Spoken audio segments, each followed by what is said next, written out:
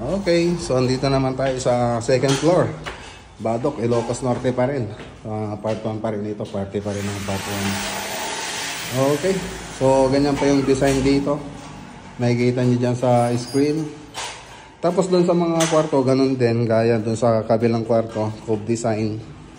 Tapos dito sa may entertainment, makikita nyo dyan sa screen yung design na ito. Okay, so may TV console po siya. So saka na lang po natin gagawin yan, mga modular cabinet, mga TV console pag nakapag-tiles na po tayo. Tapos pag nakapagpintura na rin. So magandang ipesto gawin yan. Okay, so ito yung master bedroom. So pakita ko na rin po sa inyo. So cove design din po dito. Tapos ito po yung walk-in closet. Tapos ito yung CR ng master bedroom. Ayan o, luwang. Tapos pakita natin yung isang kwarto dito sa second floor. So cove design din po siya. Nasaan na siya?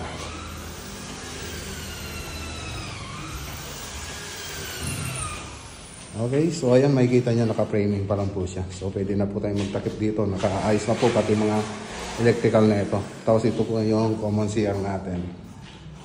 Okay, so punta naman tayo sa third floor. Tignan nyo lang po doon sa kabilang video.